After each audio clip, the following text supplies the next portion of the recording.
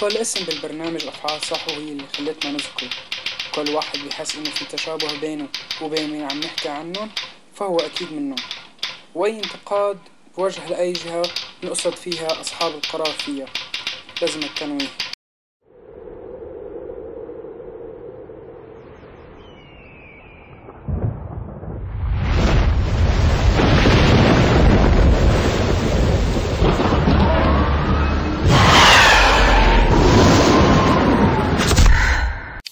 اليوم بكون صار عمر الثورة سنتين، يعني عمر الكراسي سنتين، عفوا عمر المعارضة بكون سنتين. فبهي المناسبة السعيدة كل عام والكراسي بخير وهن بخير. نحن ما فينا نلوم المعارضة اللي برا، هن فهمانين حكي القائد المناضل معمر القذافي. كلمة ديمقراطية معناها ديمقراسي. هي كانت المعارضة قبل، أيوة بالضبط، أيام هدول. هلا الشعب كان متوقع منهم شيء كتير كبير وشيء كتير عظيم، بس هن طلعوا بخيبوا الأمل. بس أيام الشعب ما غلط وتنزل لهم جمعة وسماها باسمهم. الموت ولا المذلة، الموت ولا المذلة، الموت ولا المذلة، الموت ولا المذلة. بس أقل شيء ما فينا ننكر إنه كل واحد بيناتهم عنده شخصيته، رأيه، وبيقولوا بقوة وما بخاف من حدا. هان غليون شخصية أكاديمية ليبرالية، كان أصله الشيوعي. نحن رشحناه لهذا الموقع، فنحن اخترنا هذا الوجه المقبول في الغرب ومقبول في الداخل. طلعوا اجوا الكرسي، بس هلا اكيد معارضة تعلمت من درسها وعرفت انه الشعب ما عاد يسكت، والشعب كمان بكون تعلم من درسه وعرف انه ما رح يحق جلدنا يرضى فرنا. فمشان هيك هلا ارتحنا من المجلس الوطني والتنظير والائتلاف، يعني ما عاد نشوف ولا عاد نسمع هيك رسائل. أريد أن أقدم رسالة حازمة إلى المجلس الوطني السوري الانتقالي من أهالي حي باب عمر. إلى هذا المجلس نحن منذ 15 يوم نقصف بكافة أنواع الأسلحة، منذ 15 يوم ونحن محاصرون، نعيش فصول الثمانينات بكافة السيناريوهات، نحن نعيش النكبة، نكبة ال48، وأنتم إلى الآن لم تقدموا أي إجراء ملموس لوقف المجزرة المستمرة داخل الحي. هلا جابوا لنا الاحسن، جابوا لنا الائتلاف يلي همه على الشعب وقلبه على الشعب ورح يعطي مال الشعب للشعب. ما همه الائتلاف مثل يلي كانوا قبل، واكيد رح يكون اذكى وما يعيد نفس السيناريو. هلا همه ثوار الفنادق، ما عاد همه الخنادق ابدا. مشان هيك الشعب حس انه هو الائتلاف قوي جبار عظيم، مشان هيك سمى لهم جمعة. هلا دور الخنادق، هلا دور الشباب يلي على الارض، دور القوة، دور الجبروت. مشان هيك ما عاد نشوف الفنادق. يلا عاد، كانت ليلة وحدة وما لها محرزة. هن اكيد هلا تعلموا وصاروا قوايا، صاروا جبارين، واكيد هلا زمن الرسائل انتهى. للمعارضة يلي بالخارج والما يسمى الائتلاف، الائتلاف الى الان صامت عما جرى في حمص بعدما أطلق علينا الغازات السامة واستشهد ما يقارب 7 أشخاص، وحدثت مجزرة حلفاية، وبعدها حدثت مجزرة تلبيسة، ولم نشاهد من هذا الائتلاف أي شيء. بس هلأ الأكيد أنه أعضاء الائتلاف ما رح يغلطوا مثل ما غلط أعضاء المجلس الوطني. كلياتنا يا شباب جماعية.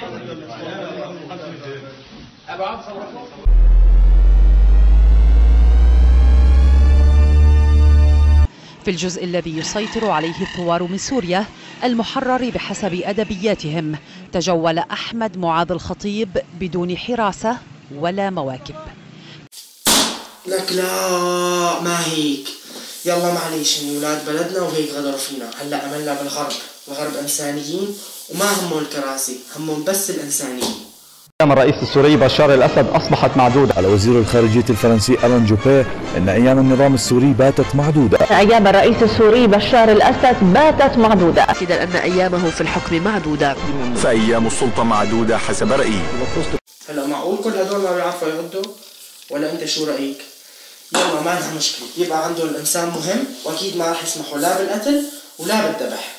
ليقولن الذين كفروا إن أنتم إلا مبطلون. لك شفت كيف انهم هن انسانيين ما بهمهم غير حياة الانسان؟ شفت انهم ما رح يوقفوا مع الجلاد ضد الضحية؟ ما عم تفهمي صايرة بهالثورة. بسم الله الرحمن الرحيم. 6/3/2013 المكتب الاعلامي لواء شهداء اليرموك. ها هم الأمم المتحدة لمراقبة خط الاشتباكات في الجولان يدخلون قرية جملة الحدودية لمساعدة النظام على دخول قرية جملة. ما لها مشكلة إذا يلي من لحمنا ودمنا باعونا مشان مصالحهم، لا ما مشان هدول، بس الأكيد إنهم باعونا مشان هدول. طيب يا أخي الغرب لا فارق معاه لا هدول ولا هدول، لكن ليش باعونا؟ يلا ما لنا مشكلة، هي بالنهاية كلها جق ولوز سياسيين. في عنا العسكريين اللي ما همهم غير الشعب وما همهم غير المدنيين، مشان هيك تأسس شيء عنا اسمه الجيش الحر. وانطلاقا من مسؤولية الجيش بحماية هذا الشعب الأعزل الحر، نعلن عن تشكيل الجيش السوري الحر. ثواني، والمجلس العسكري والمجلس الثوري الأعلى والمجلس القيادي والقيادي العامي وجبهة نصرة. يلا ما لنا مشكلة، زيادة الخير خير، المهم إنه هدول ما عندهم كذب، ما عندهم لف ودوران تبع السياسيين، هدول عم يشتغلوا، عم يقدموا، عم يضحوا. نعم، في كلمة بتوجهها للمجلس العسكري؟ المجلس العسكري طز بالمجلس العسكري، طز بالتخاذل تبعه، غدرنا وغمرنا، ولا هو مننا ولا بيمثلنا، وفجر بالمجلس العسكري وفجر بالقيادات اللي برا واللي جوا. لا تفصحي وتتفزلكي، هي جبهة وحدة ونسيوها، وأكيد ما في حدا ما في غلط. الريف الشمالي خاصة وقياديي المجالس العسكرية على رأسهم قاسم سعد الدين والعقيد فاتح حسون، اليوم حي دير بعلبة محاصر من كل الاتجاهات، لا يوجد عندهم ذخيرة، والقصف عليهم بالأمطار، يمنع عليهم السلاح وتمنع عنهم الذخيرة. قاسم سعد الدين وفاتح حسون إن لم تتحركوا الآن لنجدة أهلنا في دير بعلبة وتؤازروهم بالسلاح والذخيرة، أنتم شركاء مع هذا النظام، لأنكم أنتم من فلول النظام. لك طيب شو مصلحتهم؟ ليش لحتى ما يدعمون؟ فقد روجتم عنها لكي تقبضوا المصاري على اسمنا ودمائنا، والله سوف تحاسبون. كمان ممكن يكون في لهم تبريراتهم واعذارهم، بس نحن بنعرف القيادات عنا قوية جبارة، ما تحط تطلع على التلفزيونات وتشتغل بخفاء.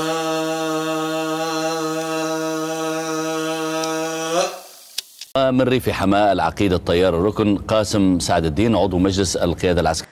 ومن حمص ينضم إلينا العقيد الركن الطيار قاسم سعد الدين قائد المجلس العسكري في حمص. معي العقيد قاسم سعد الدين الناطق الرسمي باسم القيادة المشتركة للجيش السوري الحر في دمشق. لك يا زلمة أنت بتطلع على التلفزيون أكثر ما تطلع على الحمام، هي الصورة حرام تنزل صغيرة، مشان القائد مشان الجبار مشان اللي بيشتغل بخفاء بنزل له إياها كبير.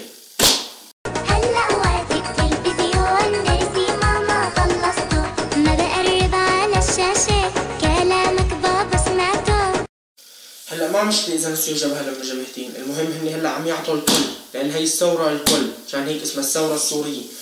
توزيع بيكون لأي حدا عم يشتغل على الأرض، مين ما كان، لا مهم مين حزبك ولا مهم انتمائك لمين ولا مهم شو أنت، مهم إنك أنت عم تشتغل، وأكيد معارضتنا القوية ما راح تكون علينا مثل ما كان علينا النظام. يتم توزيع الإغاثي حسب التبعية. الإغاثي عندما يأتي شخص بإغاثي إلى هذا البلد، من يؤيده ويتبعه تقوم التوزيع على أساس هذه النقطة. ممكن تشرح لنا أكثر معلش ولو بالمسميات؟ نحن بثورة الآن. بالنسبة أنا عم بشرح وبحدد الإخوان المسلمون. نعم. الدروع. أكيد هذا التصرف بشاعته ودمويته بيبقى بس للعسكريين، أما المدنيين بيبقوا مستضعفين، بيبقوا أبرياء، ما لهم أي علاقة باللي عم يصير ورح ياخذوا حقهم دعما من الكل. فارس السلوم الذي ينتمي إلى الإخوان المسلمين وهو من قرية حيش. نعم. الواقع على الاستيراد. نعم. فأتى بمبلغ من السعودية ب1,000,000 ريال وقام بتوزيعه على الناس الذين يؤيدونه، والناس الذي لا يؤيدونه لم يستحق منه ولا ليرة.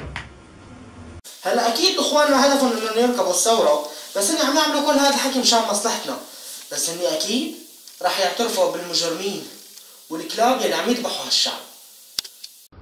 طيب أيضا من الوثائق، هل لديكم وثائق تثبت بأنه عناصر من حزب الله تقاتل على الأرض داخل سوريا؟ تكون إثباتات حقيقية ما عندنا. ما فيش إثباتات لحتى نعم. الآن؟ لا توجد إثباتات نهائية؟ يعني ما بحسن أنا بالدليل قاطع، قيل بيتصلوا فيها من الداخل بيقولوا في عناصر.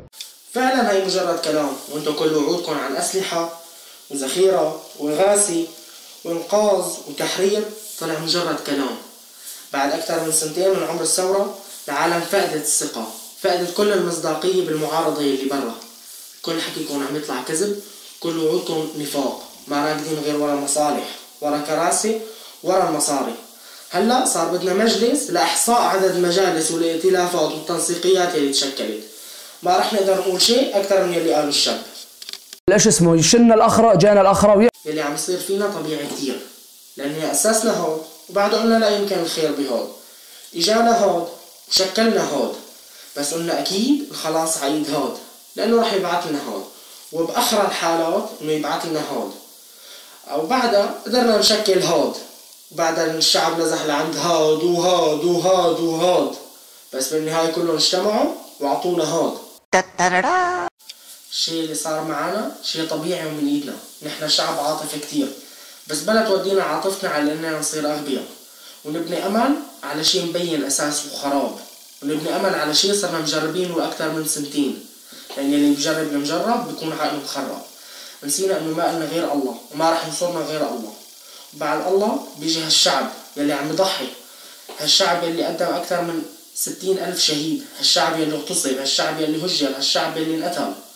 هذا كله ضحاه الشعب لمدة 2 سنين، ولسه ما بنعرف شو رح يبقى عم يضحي، بس أكيد رح يبقى عم يضحي، لأنه طلع مشان حريته وطلع مشان كرامته. ما في أي حدا بالعالم يفكر إنه رح يقدر يضحك على هالشعب، أو يركب له ثورته، أو يقدر يرد يرجع يذبحه ويعتقله تحت أي مسمى. هذا الحكي كان قديم وراح وخالص ما عاد في يرجع. لكل المجالس اللي تشكلت واللي رح تتشكل والائتلافات والتنسيقيات وهذا الحكي كله، اللي تشكل واللي رح يتشكل، طول ما همكم هون اخركم هون. خلوا همكم مع هالشعب، هالشعب اللي قاتل، هالشعب اللي حطكم محلكم، لانه انتم لولا هذا الشعب انتم ولا شيء. الثورة اللي بلشت بلا قائد رح تكمل بلا قائد، ولا تنسوا انه كل واحد تاجر بدمنا، من سياسيين، من عسكريين، من جماعة كراسي، من جماعة مصاري، رح نجيبه ونحاسبه. كونوا بخير لأعمال معارضة، الشعب اللي رح يكون بخير، لانه هو اساس الخير وهو كل الخير على هالبلد. ويا ريت اذا عجبتكم الحلقة ما تنسوا تعملوا لايك، سبسكرايب، ويا ريت شير. كونوا بخير، ثورة للكل.